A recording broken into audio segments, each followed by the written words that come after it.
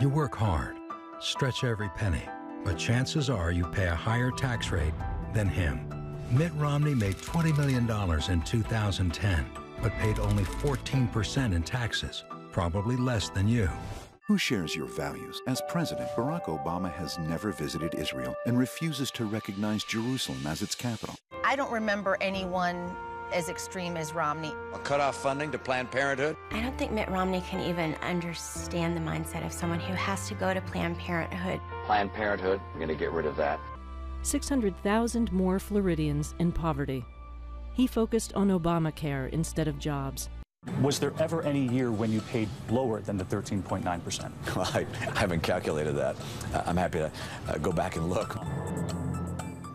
Welcome back. Those just little snippets of the ads, and they certainly haven't been love fest between the two, nor should they expect to be, but we're only in August. Now, according to a recent study, 70% of ads aired so far on the presidential race this year have been negative. In 2008, as a frame of reference, the percentage of negative ads at this point was only 9%. The study concluded that the increase in negative campaigning due to the increasing importance of interest groups and super PACs, but all that negative campaigning, it's certainly having a negative impact. According to a recent poll, 78% of respondents are frustrated by the tone of the political discourse out there. 56% believe the political campaigns lack civility and respect, and about 2/3 believe that candidates spend more time attacking their opponents than talking about their issues. And you know what? They'd be right. So, you guys give some free advice here. Usually you don't do that. Would it do any benefit for either of these two guys to go positive and say what they're going to do? No, zero. For the same reason that the editorial writers who talk about the civility of the campaign and how terrible it is, on the front page of their newspapers every day, put the worst of the worst stories. As I was telling somebody earlier, you never see on the front page of the Post, the News, the Times, that somebody donated a kidney to a loved one. That's a great story. We should be talking about more about that stuff, but it doesn't sell newspapers. It's not news. Whether it's news or not, the point is that positive news doesn't sell, and that unfortunately is where we are. That's not what's happening. Obama's latest ad, he looks into the camera, he says, look, sometimes politics can be small, but the choice you have to make is large. Here is my vision, here is his vision, you have to choose. What's his vision? You can not like it. No, but what is it? It is taxing the rich and balancing the budget. No. I'm not defending the substance of it. But Richard, I understand what you're saying. I'm saying his ad is positive. But shouldn't we, in fairness, say that he had his opportunity when he controlled the House and then to tax the rich and didn't do it? He had a chance 4 years ago and he ran and said, I'm going to take campaign finance and I'm going to take federal. Again. But again, he looks into the camera. He looks into the camera and nobody believes him. But nobody believes him. That's the problem. But the point is that he's beginning to run an ad that is positive and appeals to the I hear you, Rich, but Dominic, this isn't a hope and change campaign 4 years ago. No. And I love Richard to death, and I hate right now to agree with Tom, but Obama's not running a positive campaign, and neither is Romney. Obama is throwing the Chicago kitchen sink, and I don't blame him. And everything he can find at Mr. Romney. But if it's this bad now in August, but this is the way what's it going to look like in October? But this is the way it always is. No, we just showed you 4 years ago. Time out, Tom. 4 years ago at this point, it always gets nasty towards the end, okay? We all remember the Willie Horton ad and all that. That thing wasn't playing in August. My point is, it's early.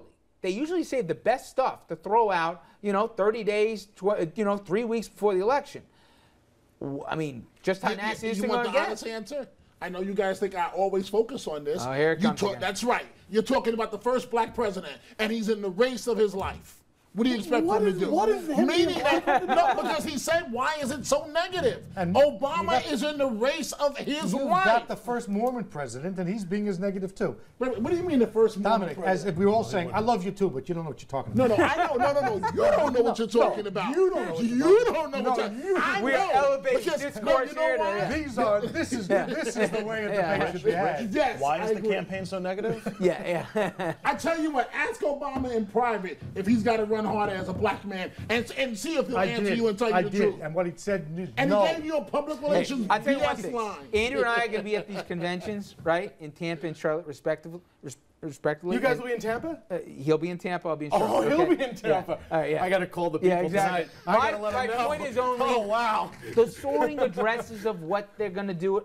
they're going to go nuclear at these things. You just have a feeling who they've lined up, where they're going to go after the other one. There's always going to be nothing left here for the principal candidates at the end. But conventions are typically like negative fests, and usually you get a keynote address and you get the acceptance speech, and those are the positive speeches. Guys, the electorate that is undecided is getting narrower and narrower. They're going but would they be turned on now. Instead of off by somebody who say, listen, this is what I'm going to do? It's going to happen at the end. You're going to see that the campaigns get positive in October after being negative going in.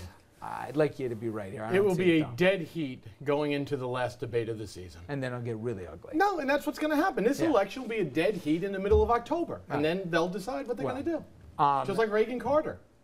We're going to take a break here. When we come back, we're going to leave the hot world of politics and get to the weather. That was a segue I was trying. Anyway, new reports indicate that all the heat and all those hurricanes happening a heck of a lot more often, and this a man-made problem. We're going to speak to an expert who's going to explain here after really a groundbreaking report. Stay with us, everybody. We'll be right back.